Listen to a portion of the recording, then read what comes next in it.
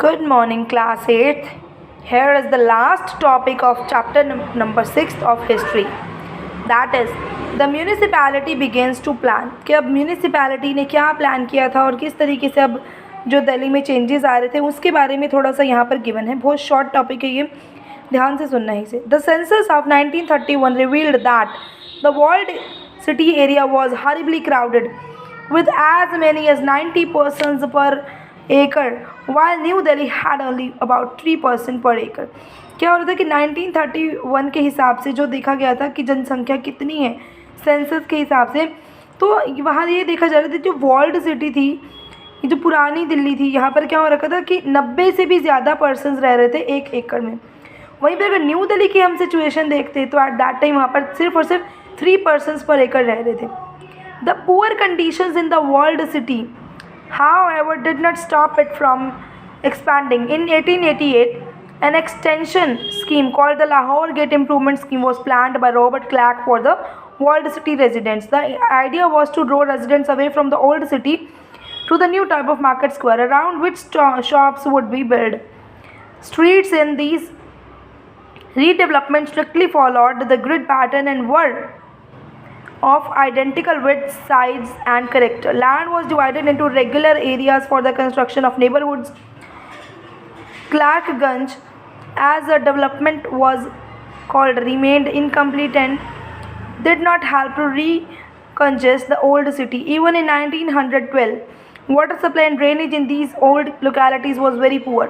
तो क्या कहा जा रहा है, जो पुअर कंडीशंस थी आपकी, ये जो वर्ल्ड सिटी थी, तो यहाँ पर जो पूरी पुअर कंडीशंस थी वो अभी तक भी ठीक नहीं हुई थी.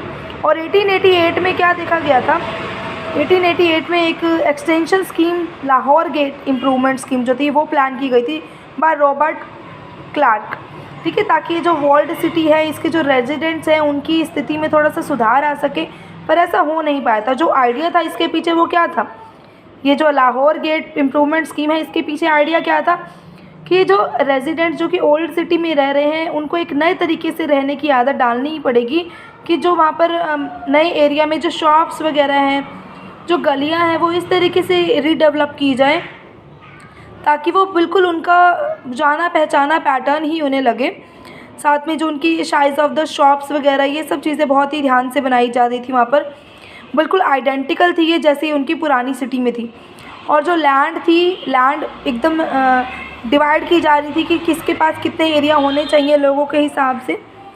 ठीक है, तो यहाँ पर जो है, लेकिन ये काम जो है, जो डेवलपमेंट का काम था ये इनकम्प्लीट ही ये रह गया था और ये अच्छे से ये ओल्ड सिटी जो है इसको दोबारा से नया नहीं बनाया जा सका था.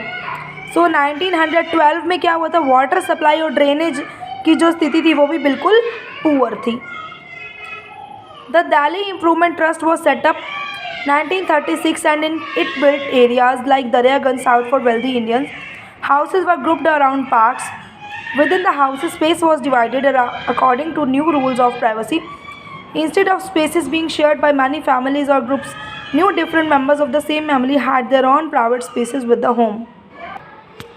तो यहाँ पर क्या बताया जा रहा है बेटे कि ये जो दिल्ली इम्प्रूवमेंट ट्रस्ट था वो बनाया गया था 1936 में, और इसकी वजह से क्या हुआ, इस ट्रस्ट ने क्या बनाया, दरियागंज एक एरिया जो है वो बनाया गया जहाँ पर आपकी जो वेल्दी इंडियंस हैं, जो अच्छे इंडियंस हैं, ताकि वो वहाँ पर जाकर रह सकें.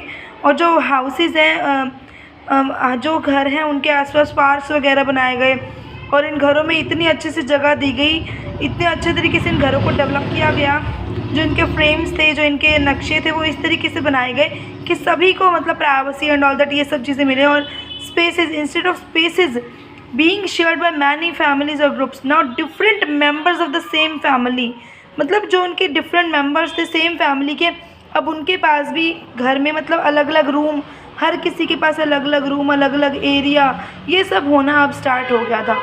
तो जैसे अब आप देखते हैं आपके घर में कितने रूम्स होते हैं, हर किसी के पास अलग अलग रूम्स होते हैं मोस्टली.